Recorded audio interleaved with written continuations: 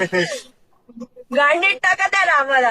हाय तरी का राम असेल तर सांगा बरं का. आम्ही कुठे माहितीये का, आम्ही अशा गावात जिथे रामाला मानतात आणि तिथे आम्ही काय करतोय, संविधान भाई संविधान. आक्षेपार्ह व्हिडिओनं सोशल मीडियात खळबळ बघितला हा व्हिडिओ. आता या तरुणींना मला व्हिडिओ बनवायचा नव्हता, पण मी मजबूरून बनवला.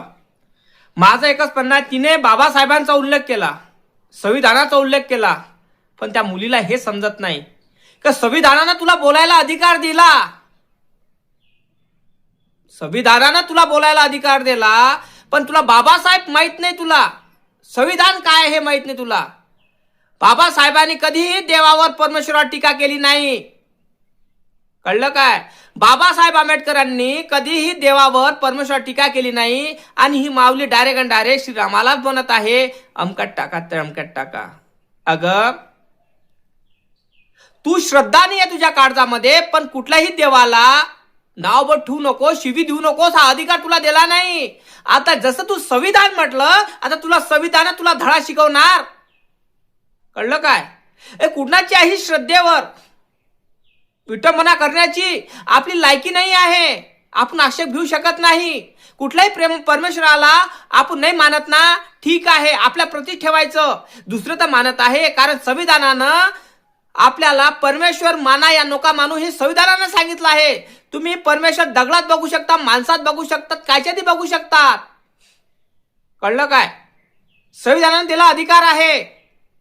तू अशी म्हणू शकत नाही, श्रीरामाला अशा पद्धतीनं वक्तव्य करू शकत नाही. हा अधिकार तुला दिला नाही आहे. आता तू जसं तू स्टार्टिंगला बाबासाहेबाचं बोललीस, संविधानाबद्दल बोललीस, मला खूप बरं वाटलं. पण पद्धत हे चुकीची आहे तुझी ही बोलण्याची, की कुठल्याही देवाला किंवा धर्माला आपण कधीही टोमणे मारू नये, असं वाईट वक्तव्य करू नये. तुला काय वाटलं ग? तुझी चुकी अशी आहे, तू ड्रिंकिंग करून आहे, तू बदलापूरच्या एरियात आहे, तू ड्रिंकिंग करून आहे, तुझ्या संग जे लोक दिसत आहे, मुलं दिसत आहे. मला असं वाटत आहे की तुझ्या आईला, मी वडिलाला काही म्हणणार नाही, तुझ्या आईनं वडिलानं माफी मागितली का माझ्या मुलीला माफ करून टाका म्हणून. पण माझं काय म्हणणं आहे, अगं तू ड्रायव्हिंग करून राहिली, तुझे आई वडील म्हणतात मुलगी लहान आहे, मुलगी लहान आहे. तू तर मला लहान पद्धतीची दिसतही नाही ग, लहान वयाची दिसतही नाही ग. तुला सगळ्याच गोष्टी माहित आहेत. तुला आजूबाजूला मित्रमंडळी दिसून राहिले. हा तू मोठ्या लखपत्याची मुलगी आहे, बीजेपीची, तुझ्या बीजेपीसाठी तुझे आई वडील काम करतात, त्याच्यासाठी तुझे आई वडील काम करतात, त्याची मुलगी आहेस तू. मी तुझ्या आई वडिलाला दोष देत नाही.